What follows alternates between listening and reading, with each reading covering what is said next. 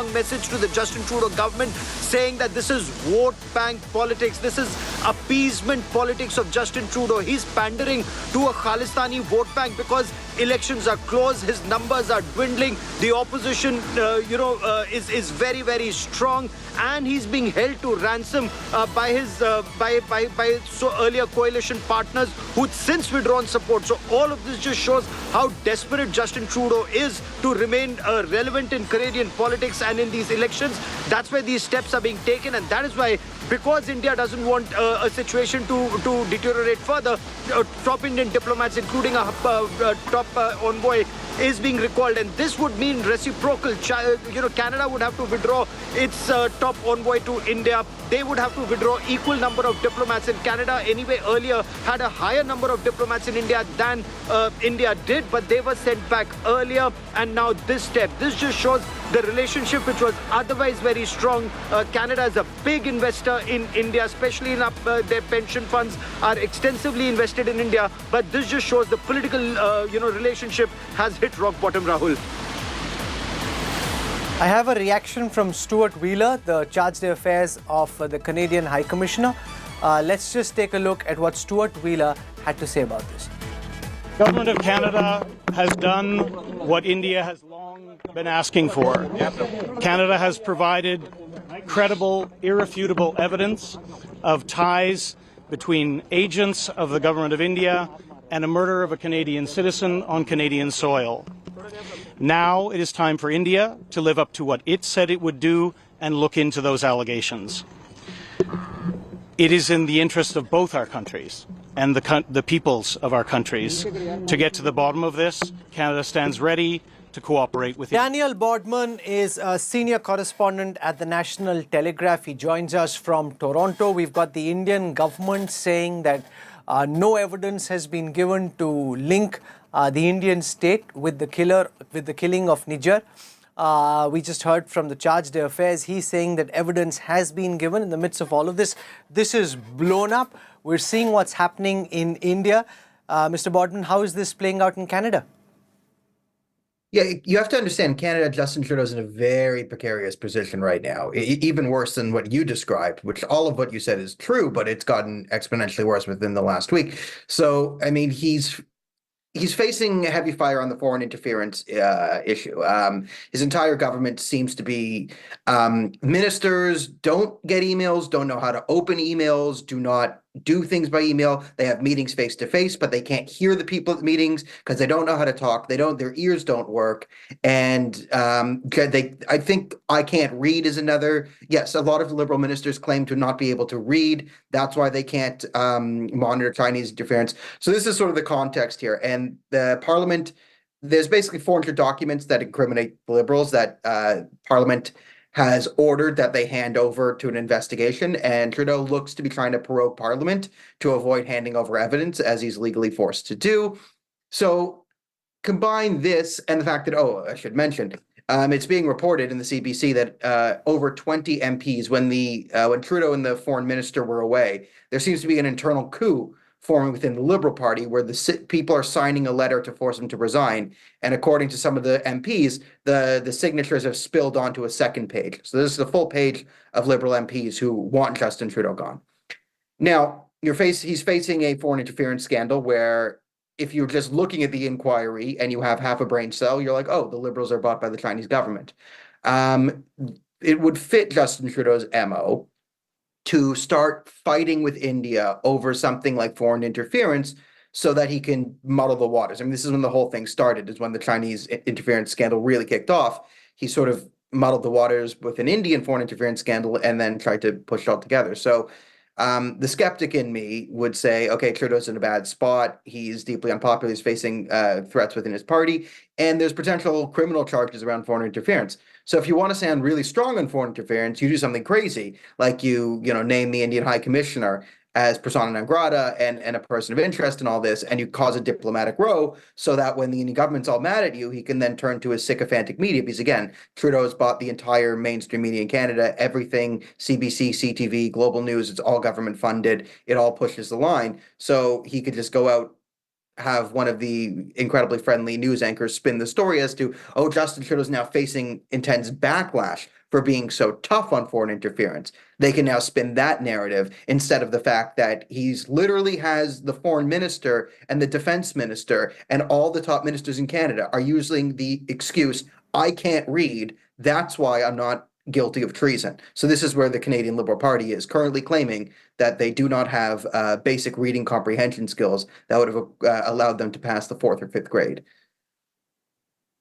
Abhijit Iyer Mitrana, this is a very intriguing situation. The government of Justin Trudeau on a political slippery wicket, coming under attack for foreign interference from China and for being soft towards the Chinese state, trying to counterattack on the same plank of foreign interference by, launching these missiles against India. What do you make of India's reaction, and what do you think is likely to happen next? Thanks, Rahul. So, my sources in the ME were saying they expected this to come almost about a week and a half back. They expected Trudeau to lash out because he's your typical immature man-child who, has no problems personalizing issues, even at the cost of national interest and things like that, number one. Number two, the statement that's come out just now is a particularly salient statement. Now, remember, even in cases of free speech in North America, it's the Brandenburg principle that applies. Specific threat against specific individual or group. In this case, you had Khalistanis very specifically taking out guns and targeting our High Commissioner or posters of our High Commissioner out there. That does not qualify under free speech, even under Canadian jurisprudence, number one.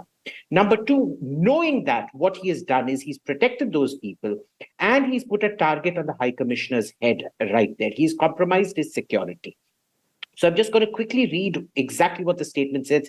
We have the Trudeau government's actions endangered their safety. We have no faith in the current Canadian government's commitment to ensure their safety. And it goes on much more importantly. Trudeau's government's support for extremism, violence, and separatism against India. We have all but declared Canada a state sponsor of terrorism out here. This is very, very significant. The joke used to be Canada banega Khalistan. It's turned out now that Canada ban gaya Pakistan. In the midst of all of this, we're being told that in the Pannoon case, an Indian inquiry committee is visiting the United States on Tuesday. This because the government alleged in Washington that there was a plot against Pannoon. So we're seeing, Abhijit, the government handle this with the United States with a lot of maturity, as would be expected between mature capitals like Delhi and DC. Whereas in Canada's case, they just seem to be pressing the nuclear diplomatic button all the time. So remember, Rahul, in America's case, there are very specific allegations which have been made public in the charge sheet and things like that that are in front of the American Attorney General. The problem with Canada is we have a whole load of statements. You remember when this whole thing started off, it was credible allegations. Now, I don't know what is a credible allegation. You either have credible proof or you have allegations. You can't have credible allegations. Number one. Number two, we are now being told by the Deputy High Commissioner of Canada here that all the evidence has been shared and it is irrefutable. The problem is this, the Trudeau government, it leaks like a sink. Everything with regards to a secret parliamentary committee hearing were leaked. But how is it very surprising, Rahul, that none of the evidence has been leaked so far by the Canadians to the press? So there is no evidence. I am not buying even for a minute that there is any serious evidence that has been leaked. Once it comes out, it will be a regurgitation of so-called quote-unquote credible allegations all over again. Daniel Bodman, in the political turmoil that you were describing in the Liberal Party in Canada, is the government of Justin Trudeau likely to last till the next elections? Or do you think part of the political desperation comes from how precarious their political position is? Yeah, I think there's a bit of desperation added this last week that wasn't there before. I mean, if you asked me a month ago, I would have bet he made it to the end because there's two different parties that can get him over the hump. The Bloc Québécois, which is a there's some irony here, a French separatist party that he can make alliances with. I'm sure you can all appreciate the irony over there in India. And then, of course, the NDP, which is a Khalistani separatist party within Canada. I mean, they're socialists, but they're run by Jagmeet Singh. They were pretty set to make it because, again, the Liberal Party is a cult of personality. All the dissent has been crushed out of it. They've kicked out all the competent ministers who would have stood up to him. Now, with this new revolt internally from the MPs, if there is enough, like that actually might be enough to do away with the government. So we'll have to see over the next few weeks. If he's able to quell this internal revolt, I do think he'll make it the final year because the Bloc Québécois are very easy to appease. It's corruption. You just give them money. You just funnel billions of taxpayer dollars from the Western Canada into the hands of Quebec, and there you go. You have the Bloc votes. Or if the NDP, you just declare okay, we're gonna talk about price fixing or giving this for free, or again, taking pot shots at India is a great way to earn the NDP's support. So there are many different paths for Justin Trudeau to keep his government over the next year. Although where I would have been 95% certain he makes it to the end of the year a couple weeks ago, with the news stories of the Liberals, I'm coming down to around 60% he gets there. There is a chance that this internal caucus revolt really spills over, because if that gets too public, it's going to be too hard to get the media to ignore all this. Because yes, there are sycophants in the media, but it's just so much of it's an actual juicy story about Canadian politics. They can't fully ignore an outright caucus revolt. Abhijit Iyer Mitra, Daniel Bodman, Gaurav Sawant for joining me on the Newstrack tonight. Thank you very much. From the Canada-India diplomatic row, I want to shift attention to the big domestic, political, legal and crime investigation around the mysterious murder of Baba Siddique. Now, 3 of those who were involved in the killing have been arrested, but apparently the gangster who took the supari is still on the run, and police from Maharashtra, Uttar Pradesh, Haryana, Punjab, they're all looking for him. What I want to do is get you this report filed by Devesh in Mumbai and Arvind Ojha, crime editor in Delhi, which really pieces together the probe and tries to answer the question on who and why was Maharashtra politician Baba Siddique murdered.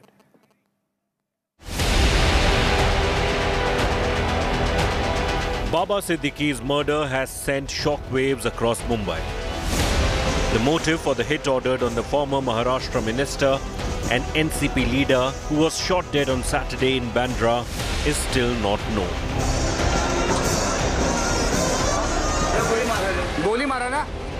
India Today has accessed an exclusive video of a man who was injured in the shootout, writhing in pain. India Today also exclusively accessed the hideouts of the shooters. The police have identified 6 suspects so far. Alleged shooters Gurmail Singh from Haryana and Dharamraj Kashyap from UP are in police custody. The third suspected shooter, Shiv Gautam from UP, and accused Zishan Akhtar are absconding. Shubham Lonkar, an alleged member of the Lawrence Bishnoi gang who shared social media posts in support of the gangster, is on the run. Lonkar's brother Praveen has been arrested. Maharashtra CM Eknath Shinde has vowed death penalty to the accused in Baba Siddique's murder. Badlapur वाले case में एक छोटी बच्ची पे अत्याचार हुआ, उस आरोपी की बाजू लेने वाले ये लोग, ये क्या कानून की भाषा करते हैं? ये कानून व्यवस्था बनाए रखने की जिम्मेदारी हमारी है, और बाबा सिद्दीकी जिसके ऊपर जिन्होंने हमला किया, हत्या हुई है, एक को भी हम नहीं छोड़ेंगे, सभी को फांसी लगाएंगे. While the police are yet to find the motive for the murder, many theories are doing the rounds.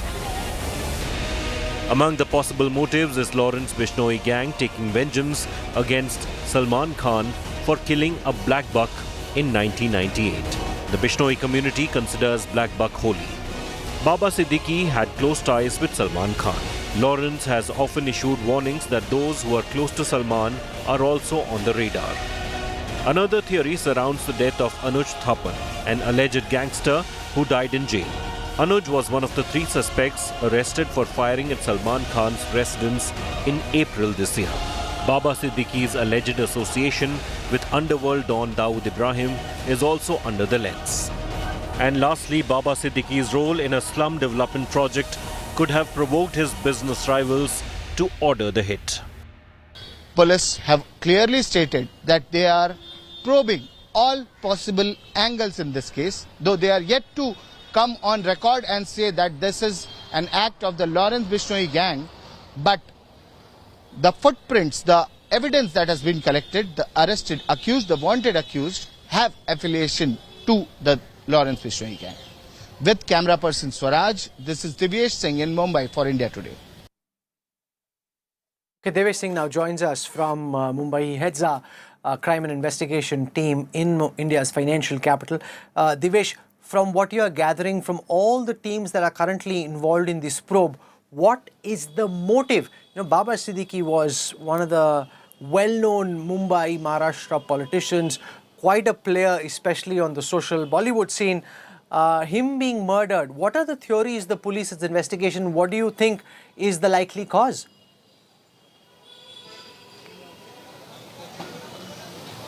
Well, Mumbai police teams are yet to come on record and state the motive. They are still looking for the handler of the shooters who are still on the run. Mohammad Zishan Akhtar is on the run. Shubham Lonkar is on the run, one of the conspirators. And the third shooter, Shiv Kumar, who actually fired the shots that killed Baba Siddique, is on the run. But in the Salman Khan firing case, this year in April, Salman Khan's house was attacked. There were shots fired at his residence. A charge sheet was filed by Mumbai Police. And the motive behind that, the charge sheet mentions that the motive of Lawrence Bishnoi gang is very clear. They want to establish the gang's supremacy in Mumbai. They want to instill fear in the hearts of Mumbai businessmen. He wants to bring in his gang to control and rule Mumbai. Remember earlier there were various gangs that were active in Mumbai. Since past decade or so, none of the gangs are active in Mumbai, and Lawrence Bishnoi is grabbing that opportunity. He wants to fill that vacuum and enter Mumbai underworld. He wants to control the Mumbai underworld now, and that is why he'd been threatening, attacking Salman Khan. That is what the Mumbai police charge sheet states. Now, Baba Siddique was a close friend of Salman Khan. Shubham Lonkar, an associate of Lawrence Bishnoi, in a social media post has claimed responsibility. He has linked Baba Siddique to Dawood Ibrahim. He's stated about Anuj Thapan, one of the Salman Khan case accused. And he's also said that Baba Siddique was a close friend of Salman Khan, and that is why he has been eliminated. But Shubham Lonkar is on the run, and his brother Praveen Lonkar has been arrested. Now, Praveen Lonkar's primary interrogation reveals that he had provided logistics and finance to the shooters, and the conspiracy was hatched in Pune. Now, Praveen Lonkar runs a dairy in Pune, and the two shooters, Shiv Kumar Gautam and Dharmaraj Kashyap, worked at a scrap shop located just besides Praveen Lonkar's dairy. They were constantly in touch with him, and that is where the conspiracy was hatched. Shubham Lonkar was also part of the conspiracy. They were provided 50,000 each for their expenditure and also provided weapons. Shubham Lonkar is a gun runner. He provides weapons to the Lawrence Bishnoi gang, and in this year, January, he was arrested for supplying arms and ammunition to the Lawrence Bishnoi gang. He's out on bail right now. Okay. But his role is critical in this case, and he seems to be the handler who's been ordering the hit or ordering the shooters to carry out this attack on Baba Siddique. Okay, we leave it there for the time being. Devesh and his team will keep tracking the story. I'll come back to you for more later. Now, for political reactions, we are joined from Eknath Shinde's party by Rajya Sabha Member of Parliament Milind Deora. For an opposition perspective, I have Priyanka Chaturvedi, Member of Parliament from the Uddhav Balasaheb Thackeray Sena. I want to go across to Milind Deora first. Milind, how do you answer for this big lapse in law and order on your watch in Maharashtra, which sees a prominent Mumbai politician being killed over the weekend in this fashion next to his son's office? Yeah, well, first, look, here's my first initial comments are that, yes, I've known the Siddiques. He was a activist in the Congress party for a long time. He was very close to Mr. Sunil Dutt. I've seen him working closely with Mr. Sunil Dutt, with Priya for many years. I know his son Zishan, who's a very popular young MLA from Bandra East. It's tragic. It's shocking what happened. I was, in fact, at the Dasera rally of the party when I heard the news and rushed to the spot. Couldn't believe it.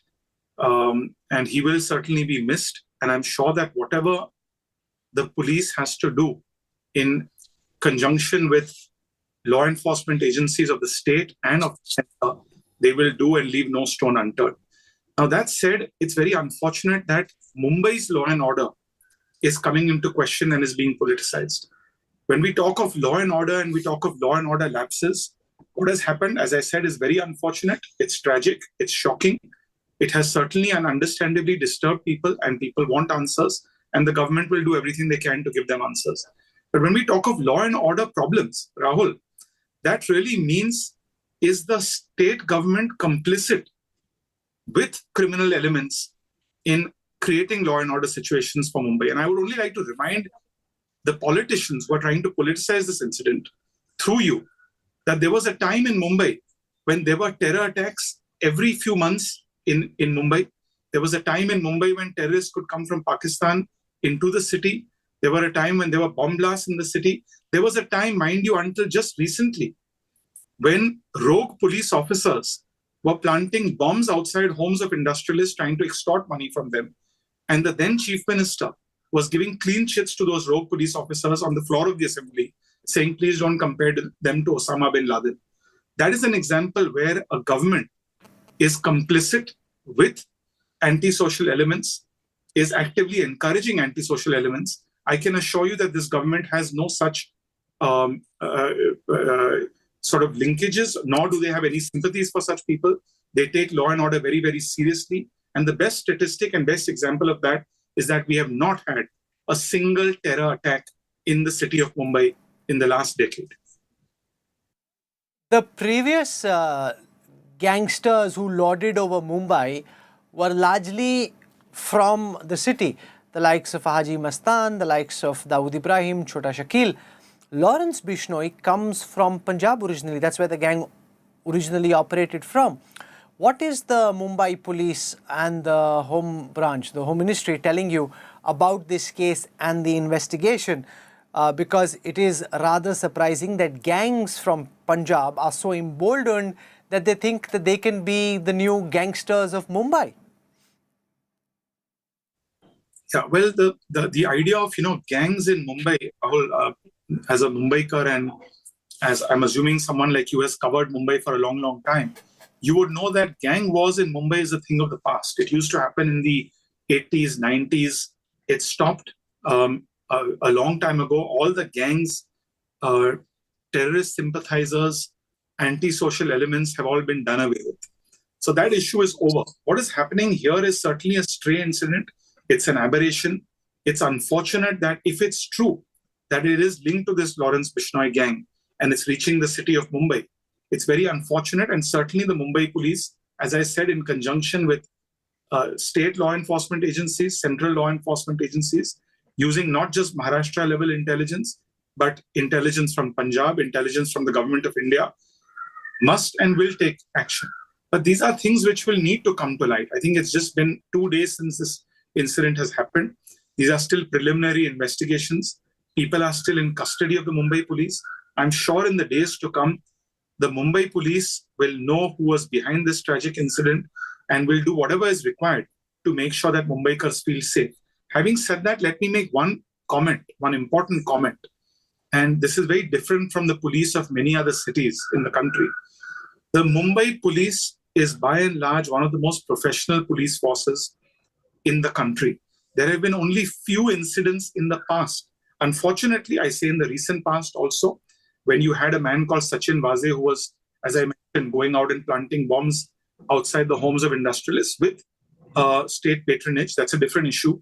Besides that, you have not had a single incident where rogue officers of the Mumbai Police, either in conjunction with senior officers or having just gone rogue, have been partaking in antisocial activities. So we must have faith in the Mumbai Police. It is a professional force. It keeps the city safe. It's one of the reasons why women feel safest in Mumbai as compared to other cities in the country. And I can only guarantee you that... Milind, one of the other police, theories the being state mentioned is the fact that the Slum Rehabilitation Authority, the Redevelopment Authority, and all the work being done around Bandra in taking over slum area, there are big builders, big mafia, big money involved, and that, apart from the Lawrence Bishnoi gang theory, is the other aspect that needs to be examined very closely. No, firstly, I don't think it's fair to comment on what, it's unfair to comment on conjecture. These are theories that may be floating around, but it's ultimately left to the police to conduct a free and fair investigation. They will determine whether it's a gang from outside Mumbai, from Punjab or anywhere else in the country, whether it's an internal issue, that's for them to figure out. No one's going to interfere or come in the way. But having said that, look, housing certainly is an issue in any large metro. No doubt in a city like Mumbai, housing is a very, very politicized issue. But I'm also proud to say at the same time that, and this cuts across political parties, in fact, the Slum Rehabilitation Authority was set up decades ago. And different political parties have only worked to strengthen it. I'm proud to say that, Rahul, I've seen many chief ministers from many states, which with large metros from the east of India to the north of India to the south of India, coming to Mumbai, coming to Maharashtra to study not just the slum rehabilitation policy, but even the cluster redevelopment policy. I'm very proud, for example, to say that the country's first urban cluster redevelopment policy was implemented with my efforts in South Mumbai.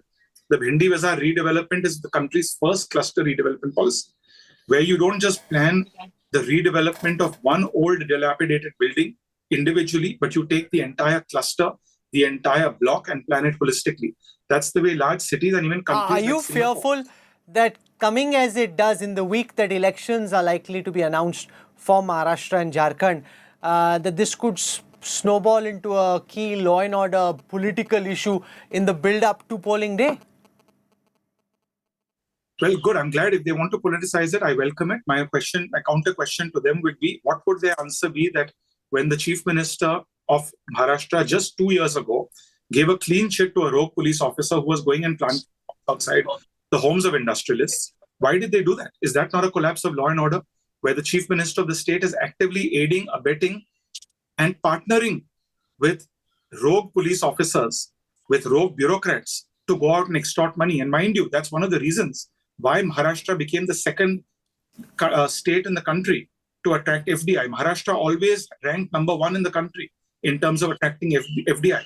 When small traders, when small business people saw that one of the largest industrial groups in the country could be blackmailed and extorted by the state, handed the chief minister, the government, hand in glove with rogue police officers, it led to a flight of capital. People wanted to move away from the state. They moved to other states in the country. Many people even fled to Dubai and Singapore and said, we don't want to live in Mumbai. Today, that's come back. Today, Maharashtra is once again the number 1 state in the country in attracting FDI. In fact, 52% of India's FDI, which came in last year, came to the state of Maharashtra. That's closely related to law and order. If you had a deteriorating law and order situation, why would people come to the state of Maharashtra? When you talk Maharashtra, when you say Maharashtra's law and order situation is deteriorating, please look at the example of Gadchiroli, which was part of the Naxal corridor, part of the Red Corridor, a Naxal hotbed. Today, with the efforts of this government, it has been completely cleaned up.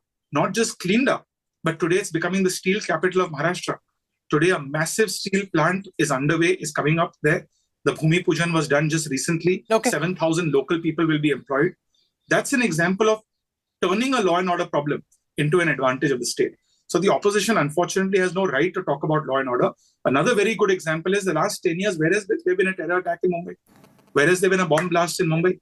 Look what was happening between 2004 to 2014. I remember having been an MP, how many times I have petitioned the government of India at the time. 400 plus people of Mumbai, local people, lost their lives to terror attacks in Mumbai. Not one terror attack. People feel safer in Mumbai. People feel safer going to the market, going to a movie theater. Women still feel safer in Mumbai compared to any other city. What has happened was an aberration. It will be corrected.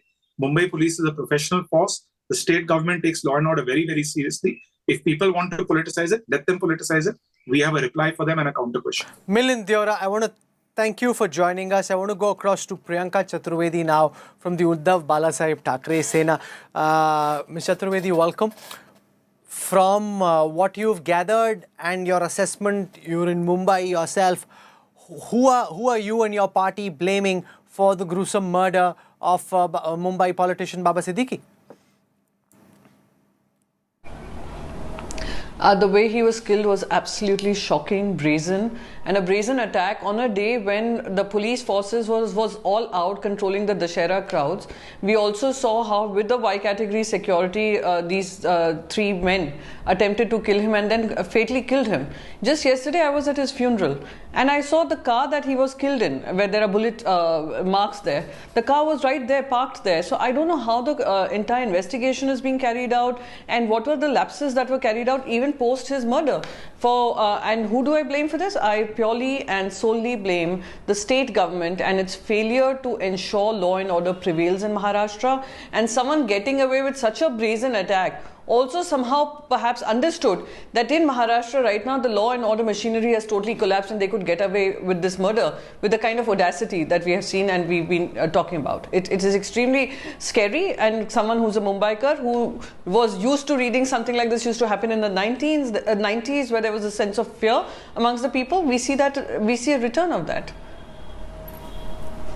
Now, one of the theories the Mumbai police seems to be investigating is the involvement of the Lawrence Bishnoi gang. Then the Slum Rehabilitation Authority and the work that Baba Siddique was doing in the slum areas around Bandra is also being mentioned. What is the opposition urging the Mumbai police to do?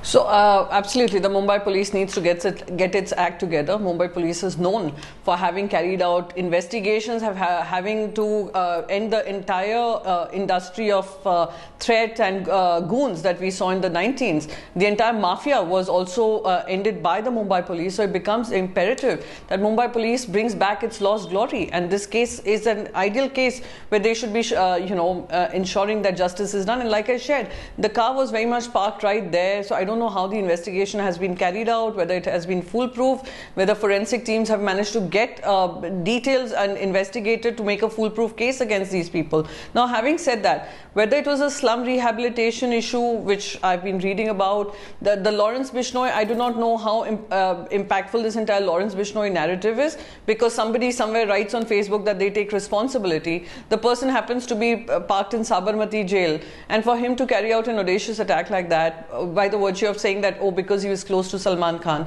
also perhaps goes to show how Mumbai police failed to protect Baba Siddique. Because if they knew Lawrence Bishnoi was someone to look after post the shootout at Salman Khan's house, then they should have very well ensured the safety of everyone around him. So that is another issue that Mumbai Finally, government is saying that keep politics out of this, that this is a law and order matter. We know elections are approaching, but let the police do its job. Don't politicize this killing. Should we just turn a blind eye to something which has become so blatant and brazen? If you all had so as far as whatever news reports are concerned, every single news report suggests that Baba Siddique had been getting these threat calls. And if he was getting these threat calls, and if you know he had proximity to Salman Khan, then where was this intelligence failure that has happened? Should I not, as a Mumbaikar, should I not, as someone from Maharashtra, question where did the intelligence fail? And listen, this is not the only high-profile murder that has happened. I can give you 4 instances, whether from Feb 2024 to October 2024, where 4 such high-profile incidents have happened in Maharashtra, which include political people. And in Feb 2024, we lost a very young leader of the Shiv Sena in a Facebook Live. It was the Mumbai High Court which stepped in and said this investigation has to be taken away from the Mumbai Police and handed over to the CBI, because they still haven't been able to get to the root cause of it. So why should I not be speaking up? I would be doing gross injustice to my state and my city if I don't speak up and I don't hold my government accountable. And if they think that's politicization, then they should be ashamed that they have led us to a situation where we need to raise our voice. Everyone's raising their voice in chorus, that we need a safer environment. We need law and order to be prioritized. Okay, I want to leave it over there.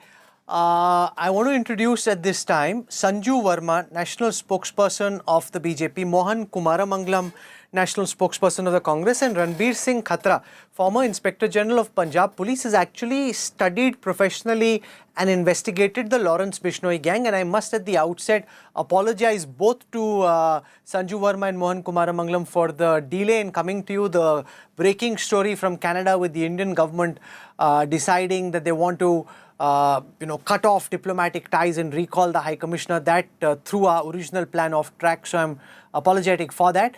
I want to go across to Sanju Verma first. Ma'am, coming as this does just ahead of the announcement of elections in Maharashtra, you heard what the likes of Priyanka Chaturvedi and the others in the opposition are saying. They seem to say this is evidence of what is wrong with the Maharashtra model at the moment and how your alliance is running Maharashtra, where these killings can happen in this brazen fashion. Rahul, let's be very clear. Priyanka Chaturvedi said that as a citizen of Mumbai, she wants to hold the government of the day accountable. Fine, that is the right of every well-meaning bona fide citizen. But look at the rabid hypocrisy of Uddhav Sena and their, ill-read spokespersons like Ms. Chaturvedi. Today, these guys want a CBI probe into Baba Siddique's brutal assassination. Now, whether a CBI probe will happen or not, that is a call that, the Home Ministry of the Maharashtra government, the Chief Minister, Mr. Shinde, they will decide based on the larger interests of everybody and all the stakeholders concerned. But this is the same Uddhav Thackeray Sena. This is the same Uddhav Thackeray government which, after the horrifying lynching of Palghar sadhus on the 16th of April 2020, when Uddhav Thackeray was the chief minister, and there was a hue and cry that the ghastly lynching of Palghar sadhus should be handed over to the CBI for a fair probe, these guys were up in arms against the CBI, saying, "Nahi, CBI to Modi Sarkar ki Katputli hai, CBI to Amit Shah ki Katputli hai." I remember then in February 2021, forget about the fact that outside the house of Mukesh Ambani, a SUV with powerful RDX explosives and gelatin sticks was found, showcasing the pathetic state of law and order under the erstwhile Uddhav Thackeray dispensation. What did we see in February 2021? The key accused, who was supposedly threatening Mukesh Ambani, Mansukh Hiren, was found dead. And lo and behold, what do we find? We find that Mansukh Hiren was actually a great friend of Sachin Waze. And who is Sachin Waze? Sachin Waze, at that point in time, in February 2021, was heading the crime intelligence unit of Mumbai Police, supposedly the most powerful arm of the Mumbai Police. And don't forget, Sachin Waze was also, for 10 plus years, the official spokesperson of the then Uddhav Sena. So my limited point is this: from mollycoddling police officers who were suspended way back in 2004, I'm talking about Sachin Waze.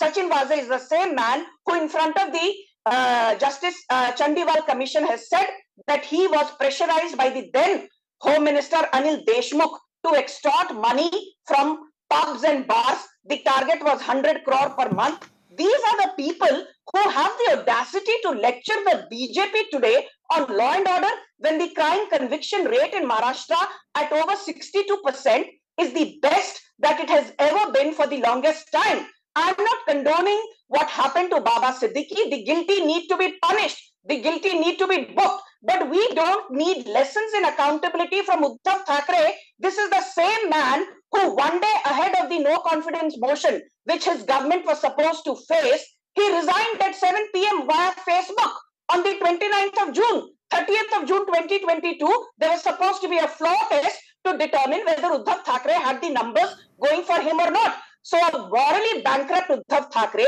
a politically bankrupt Uddhav Thackeray, has no business lecturing the Shinde-Fadnavis government on how to do its job. Okay, thank you very much, Sanjuji, for joining us. Mohan Kumaramangalam. Now, here's the fact.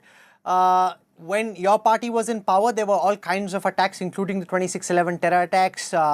When your alliance was in power is when the likes of Dawood Ibrahim ruled the Badlands of Mumbai. They're saying this is a one-off episode, it's being dealt with, and they're accusing your alliance of trying to politicize this matter. Rahul, I wouldn't say this is a one-off episode. And with all due respect to the late Baba Siddique, when you spent the first, I think, 15 minutes of your show talking about him, I really think what you should also have spent talking about is this phenomenon called Lawrence Bishnoi, whose growth has started in 2014, who spent the last 9 or 10 years in jail. And while being in jail and while being in control of central forces under the watchful eye of the NIA, what have you, he has managed to build this incredibly large crime syndicate network, murdered Sidhu Moosewala in Punjab in 2022. Till recently, there was a shooter who, in judicial custody, confessed to again being part of a murder that was planned by him in Sabarmati Jail, a murder of a South Delhi gym owner.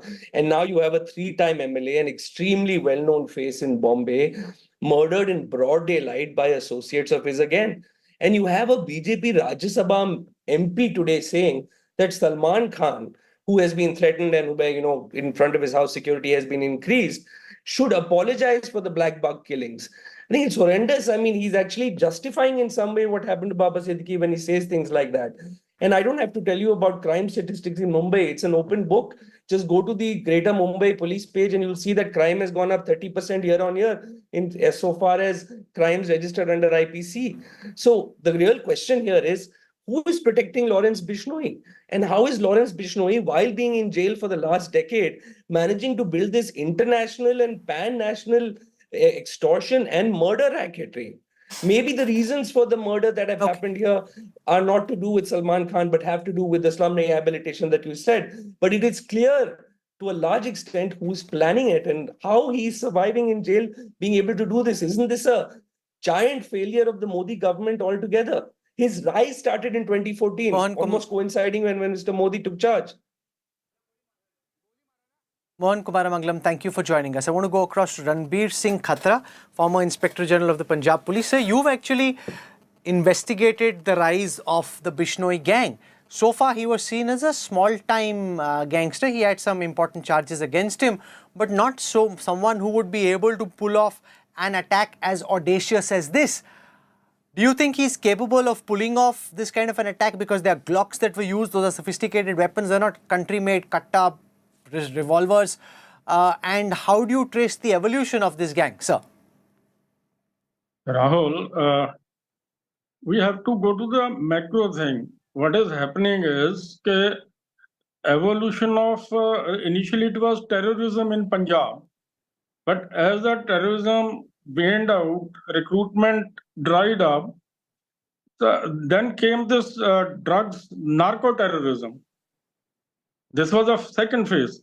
And from 2015 onwards, it is further the nexus between gangsters, drugs, and the terrorism. This has come up in Punjab. First instance came in 2016 Nabha jail break case. That was the first instance where the gangsters and the terrorists, they tied up and this Nabha break case happened. This is how the gangsters came up. And in that phase, initially Gondar, Gurpreet Sekhon, and others like Rocky, Bambiha, that was the nexus coming up with KLF people, Harminder Singh, PhD and all. This is how they pulled off this Nabha break case. And after these initial, at that point of time, Lawrence Bishnoi, he was a small, he was not in those bracket with these people, but definitely once he was in Jodhpur jail and he threatened Salman Khan of elimination of for his whatever happened to the Black Buck case. So this is how he came to limelight. Once he came to limelight, this is how things started up, and he has overtaken. But one thing is very clear, as one of the panelists has mentioned, for last many years, Lawrence Bishnoi is behind bars. Initially, he was being taken on remand from Delhi, from Tihar to Punjab, Batanda, and all those things. But subsequently, for last year or so, He's been in a high security jail in Sabarmati. And still, if he is pulling off, then it's a very, very serious issue. And it talks about our own. But still, I feel the amount of networking, amount of interstate, intrastate, and the porous borders of Punjab, from where these people are able to pull off weapons. But still, the drugs, that is the money, that is the thing which is coming up, which is attracting all these gangsters to drugs, that is cross-border. With the drugs is coming, weapons are coming. They don't give the drugs just for the sake of it.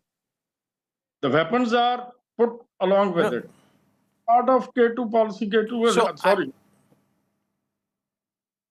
No, but I understand what you're saying, and this is important, and I hope to build on this in the hours and days to come, that here's a gangster who's in jail. If from within jail he's able to pull off these kind of operations, it really says something about how he's kept in jail, how does he have access to these mobile phones. So we'll build on this. I'm unfortunately completely out of time at the time being. We hope to have you back for more. As I said, the breaking story around Canada threw off our plans, so we had a bit of a chaotic show on account of that, and feeling a bit bad about it. But that's just the way things are in the era that we live in, with so much breaking news. I'm slipping into a break. We'll have more for you when we come back on the other side. Stay with us.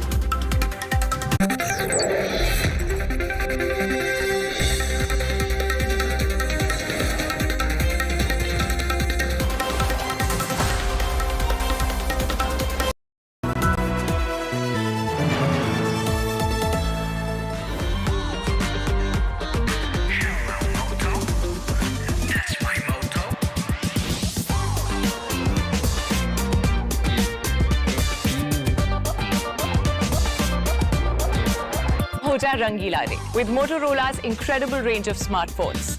Hello, Moto.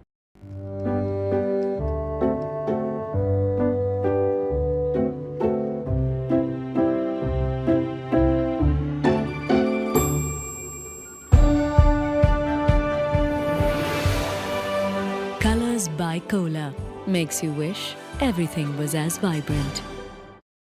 Motorola Razr 50 Ultra comes with Google Gemini.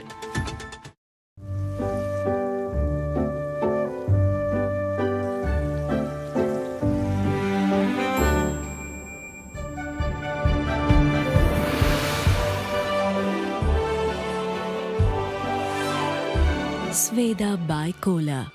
Wish everything cared for your skin. एक दोस्त है जिससे बात किए बिना हम रह नहीं सकते। बातें घंटों की हों या कुछ सेकंड्स की। ये दोस्त हमेशा हमारी बात सुनता है, क्योंकि हमारा सबसे अच्छा दोस्त भगवान ही तो है। मंगलदीप, दिल से करो बात भगवान के साथ।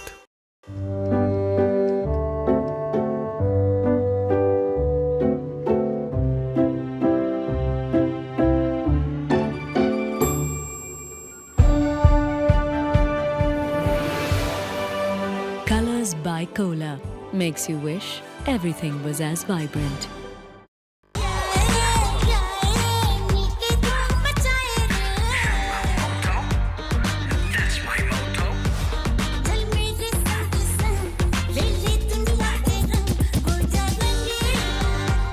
Hoja Rangila Re with Motorola's incredible range of smartphones. Hello, Moto.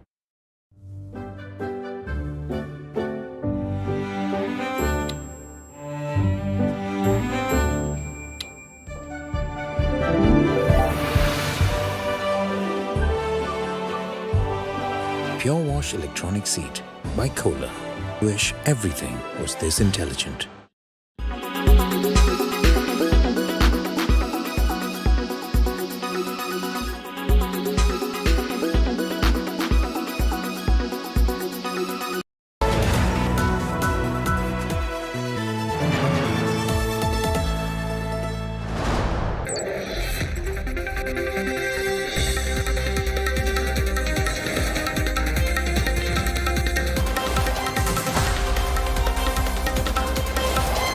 Elon Musk's SpaceX scripted history on Sunday as its fifth startup test flight achieved a historic booster catch.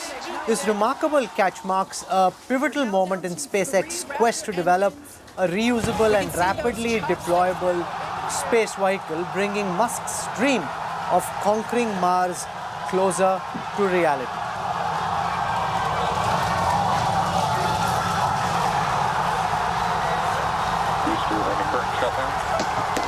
Megadilla had popped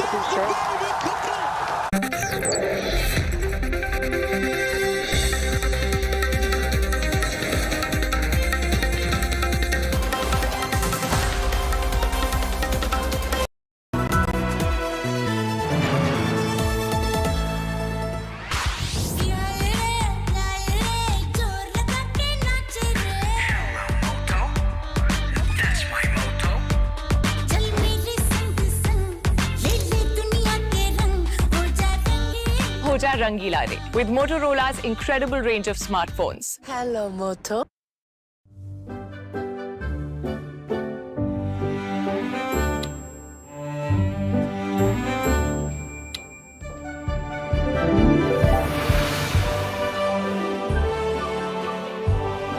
Pure Wash Electronic Seat by Kohler. Wish everything was this intelligent. Motorola Razr 50 Ultra comes with Google Gemini. Hi, I am AI anchor Sana, bringing the top headlines for you, presented by Motorola. Former Maharashtra CM Uddhav Thackeray, hospitalized in Mumbai's Reliance Hospital, undergoes angioplasty due to a heart blockage. Delhi CM Atishi meets PM Modi for first time after taking office as Chief Minister of Delhi. Congress Haryana in charge Deepak Babria offers to quit over disastrous poll performance in Haryana. Results day humiliation for our rivals. India Today smashes viewership charts. Unfake, unfuzzy, unfixed viewership. Zero landing equals viewership domination. Others bark, our viewership has bite. India's true #1 channel.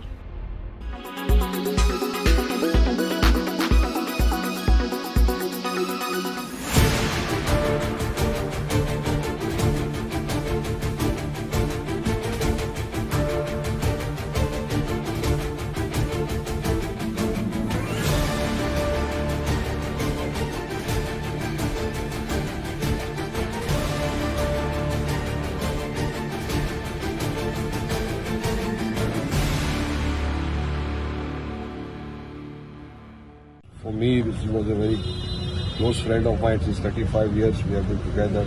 It's total failure. The total failure of the government machinery. They cannot provide security to their own person. What security is for the opposition? I am in the opposition. I raise voice for the minorities every now and then. So what is my security? Just in Bandra, Salman Khan's residence, they fired artisans.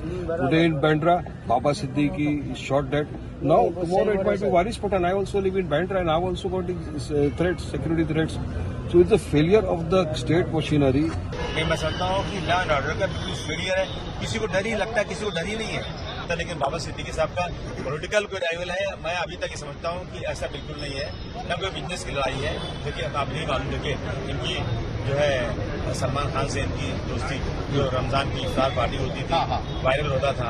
नहीं मालूम इसके पीछे क्या सच्चाई है. अब inquiry में आया सामने.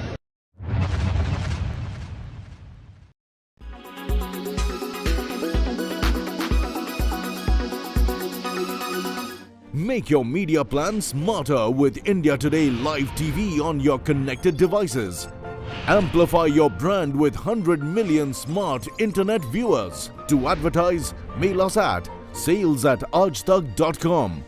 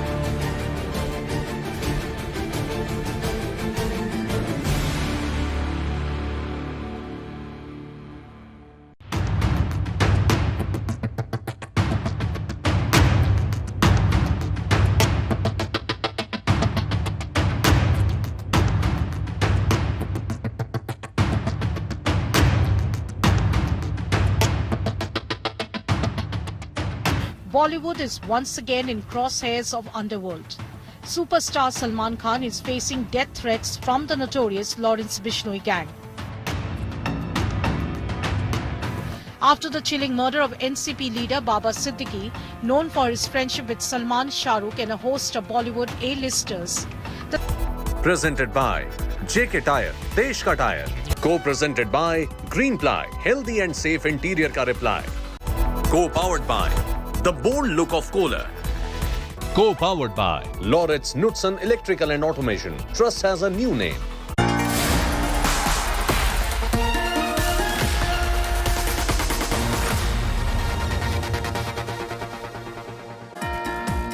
Good evening, hello and welcome. You're with the news today, your primetime destination. News, newsmakers, talking points. Monday night, the big talking point.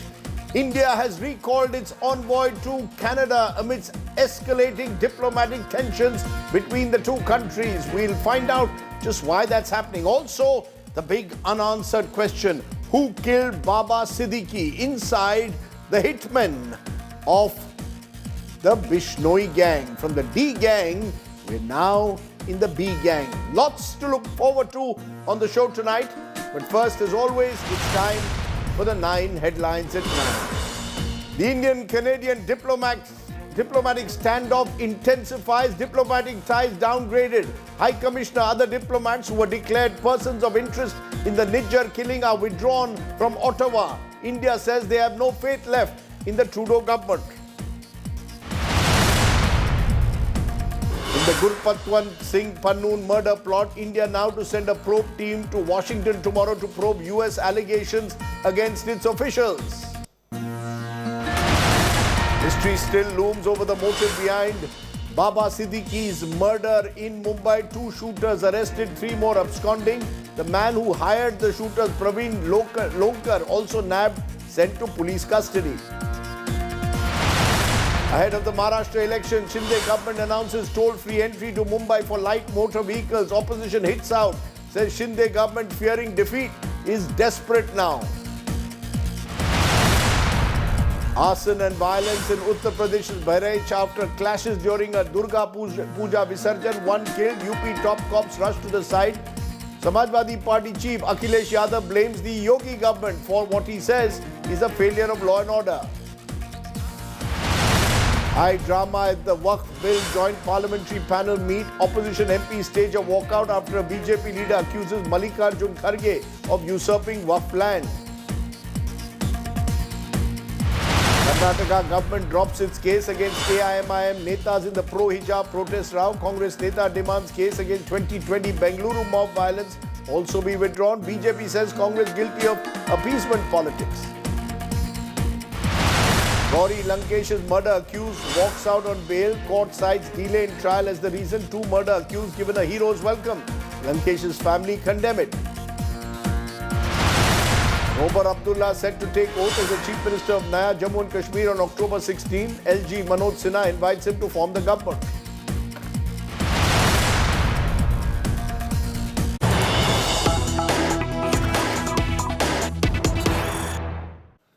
But first to the story that's breaking this evening. India has downgraded its diplomatic ties with Canada. India has withdrawn its High Commissioner from Ottawa.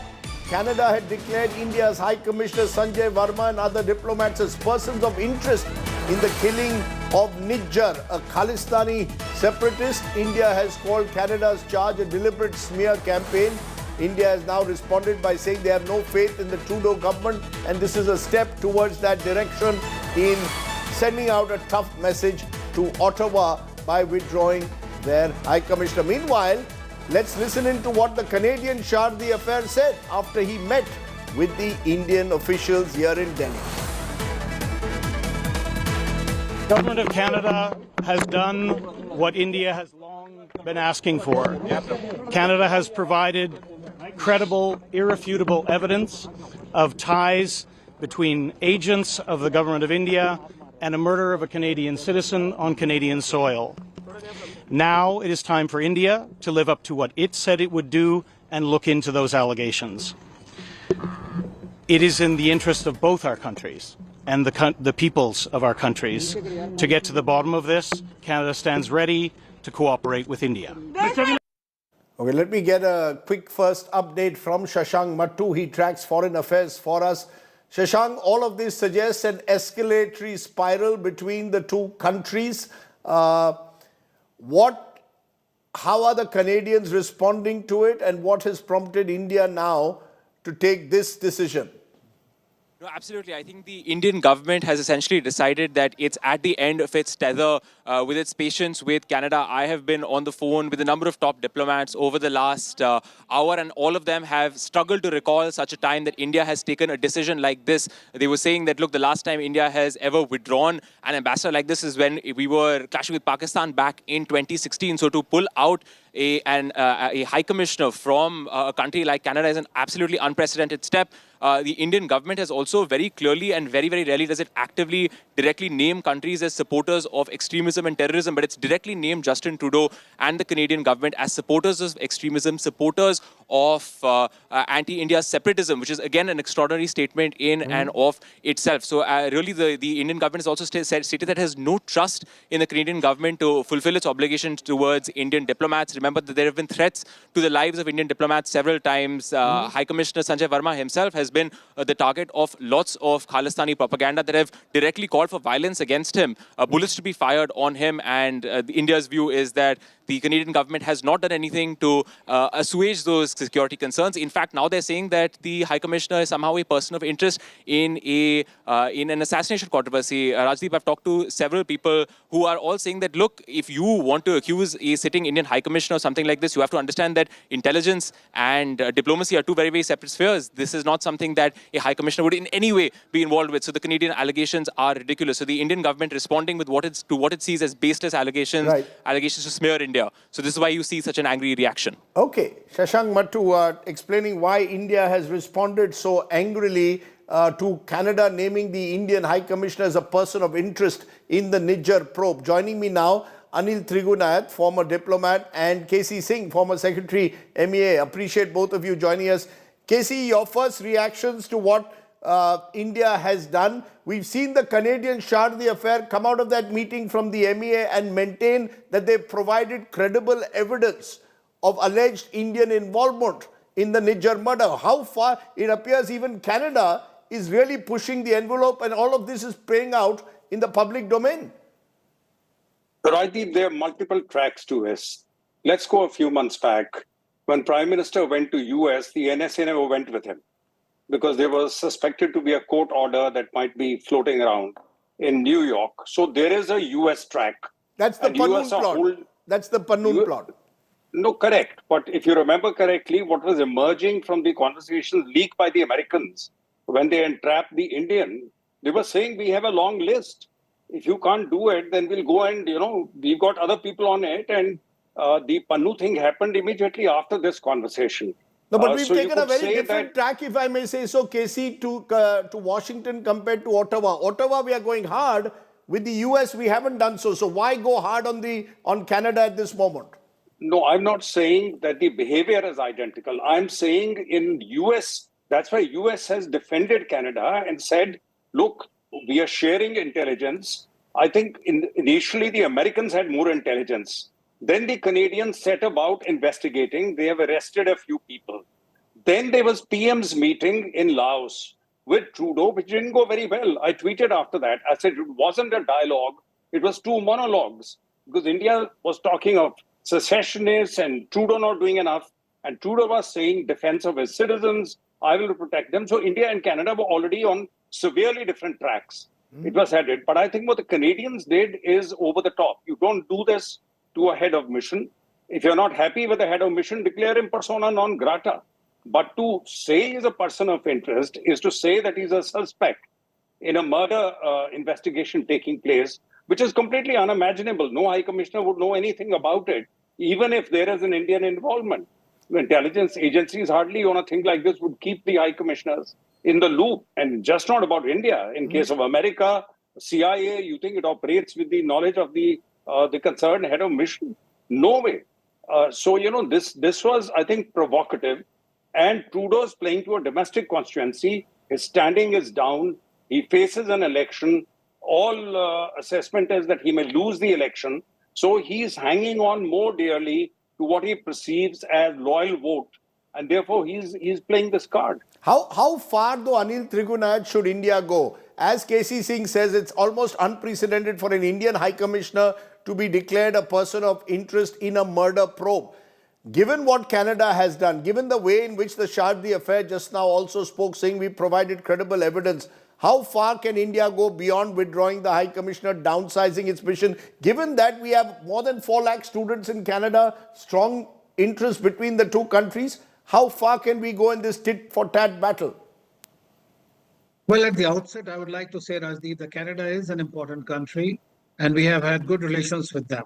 But as far as Trudeau's are concerned, we have been seeing that they have been indulging in promoting, pandering and perpetuating anti-Indian extremist, radical and separatist groups.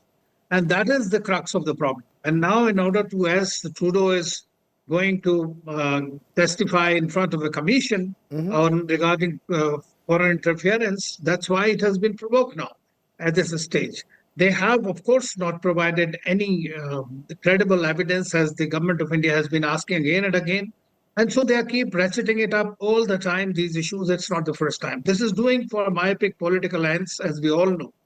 But at the same time, this is something that India has done because you know that today the SDF, after they declare our High Commissioner and some senior diplomats as the persons of interest, that the Sikh for Justice SJF group has once again brought out the photographs of High Commissioner Sanjay Verma with bullet-ridden face and all that. I mean, this is something ridiculous that happening in that country, where if Canada wants to stand in the company of Pakistan, that's perfectly fine for them. I mean, that's okay, but they cannot just jeopardize the security of our people. And that's why the Indian statement says that we have no how much further though? How much further can we go? But we've recalled our High Commissioner. What more can we do? Relationship is at its lowest today. Now the next step is to probably ask them to recall their ambassador, and we might have it at a very low level. And eventually this will happen in certain other cases. We'll have to find the ways where we have leverage with them, and we'll continue to apply pressure off and on. And this game will continue for some time. You know, given though the stakes involved, KC Singh, what's your sense? Can India push maybe the United States, maybe some of the other countries of the Five Eyes who apparently share intelligence? Can they push these countries to make Canada see sense that you can't play it out in public domain simply for your domestic constituency? You're playing with fire. Trudeau is playing with fire. Look, the Americans, as I told you, they already have a case in a court in New York. And they've arrested an Indian. He's been extradited. He's there. And the Canadians have been conducting an inquiry. So the thing to do is, okay, tell us what is the proof that your inquiry has come up with. But at the same time, say that this is not a done thing, that you start naming the High Commissioner as a person of interest. Tomorrow you'll say it's a Home Minister of India. Then you'll say, you know, it's whoever else in India. You don't do that. Diplomatically, normal thing, if you're very unhappy with the role a High Commissioner may have played, just declare him PNG, that we don't want him here. Please withdraw him. But don't threaten him with a murder case. I mean, that's provocative. You just don't do that. And as far as other countries are concerned, look, Americans have backed the Canadians in the past. Don't forget this. And because the Americans have more proof than is available with the Canadians, and Canadians only picked up the investigations once the American proof became public. So there is more to it than we can see at the moment. It would have been better if India sat down with them and said, okay, we are willing to, rather than we've adopted this dual track. With the Americans, we keep quiet, we lump it, and with the Canadians, we take them on. We are behaving as if we can divide the two. That's not going to happen. On a matter like this, where the Indian community is there in both the countries, the two will not be separated simply because we take on Canada and we are very soft in dealing with the Americans. Mr. Trigunath, is the best way to do this behind closed doors? The more public we make it, the more we run the risk of getting on an escalatory spiral that could even draw in the Americans. Is that a worry? Should that be a concern? Can we separate Canada and the United States, given that both these countries claim that they have evidence? Well, Rajdeep, I don't have great faith in that because the Western countries, they have their friendships, they have their Five Eyes partnership, and they apparently all this thing started at the nodding of the American ambassador. That's how the reports came in. Whatever electronic signals they picked up, that was there, but they don't have any concrete evidence, and that's the reason the Indian government has been asking if you have. Of course, if they had something, we have intelligence exchange programs with them, we have cooperation, and these things could be handled there if that something happens. Like the Americans, of course, also again gone a step further. But the fact is that what kind of people are you talking about? I mean, under the garb of this freedom of, right or this, that, these are very lame excuses. This is essentially just to put pressure on India and in government, and this is something that's not going to fly. You're saying it's not going to fly, but the fact is I'm just seeing a Washington Post has now come out with an editorial where they are suggesting senior government officials of India were involved in taking on Indian dissidents, as they are calling them, which really were Khalistani extremists. KC Singh, in conclusion, do you believe that how far can India go in pushing Canada now? What more can we do? I think with the US presidential election just under 3 weeks away, I don't think the current administration will get involved. We don't know who is going to be the next US president. But as far as the American position is concerned, they have a person on tape, they have a person, money being handed over, and they managed to extradite him from Czech Republic. To say that the Americans don't have any proof, we are saying the Czech courts were silly. That's Nikhil Gupta. Nikhil Gupta has been extradited, yes. Yeah, so that means the Czech court was just stupid. There was a whole extradition proceeding that took place there, where the Americans have presented evidence that this person was involved in a conspiracy. Now, what has emerged from the Canadian, because Canadians have also arrested a couple of individuals. Yes. We don't know what those individuals have said and what is the extent of it. So therefore, public squabble is not the solution. When you don't know enough, right, all you can say is senior diplomats are not involved in this. Anyone else is, let's sit down and talk about it. You're saying you can talk about it behind closed doors. Let's not make this a public war of words. I think that's a clear message that's going out. The last thing we want is a public war of words at the moment in the manner that's taking place between India and Canada. It doesn't serve the interests of either countries at the moment. We need to find a way to resolve this without going on an escalatory spiral. I appreciate my two guests joining me here on my big breaking story this evening. Let me turn from what's happening in the world of diplomacy to another spat that's growing back home in Mumbai, where we now have more details on the inside track of how former MLA and Minister Baba Siddique was shot on Saturday in Mumbai. The accused, Praveen Lonkar, apparently provided the funds and logistics. Another accused, Shubham Lonkar, provided the weapons. Sources are also saying in the Mumbai Police that the Salman Khan angle and that Salman Khan was being targeted by the Lawrence Bishnoi gang, and because Baba Siddique was a friend of Salman Khan, hence that angle could only be a smokescreen. The police, in fact, are probing, we are told, Siddique's business links, particularly with real estate groups operating in and around the Bandra area of Mumbai. Devesh is now joining me. Devesh, till this morning, there was this speculation that there could be a Salman Khan angle, that Lawrence Bishnoi, by targeting Baba Siddique, is sending a message out to Salman Khan. Now we are being told real estate angles are being looked at. What is the police? Is the police also struggling to find a motive?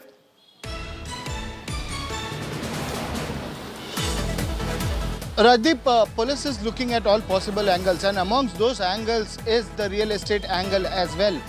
There was a dispute going on regarding a real estate development in Bandra. Remember, Baba Siddique was a 3-time MLA from Bandra East constituency, and his son, Zishan Siddique, is now an MLA. They had been opposing some SRA projects, and it is suspected that there could be a hit job for which contract was given to the Lawrence Bishnoi gang, and they just executed the contract. It could, they might be using the name of Salman Khan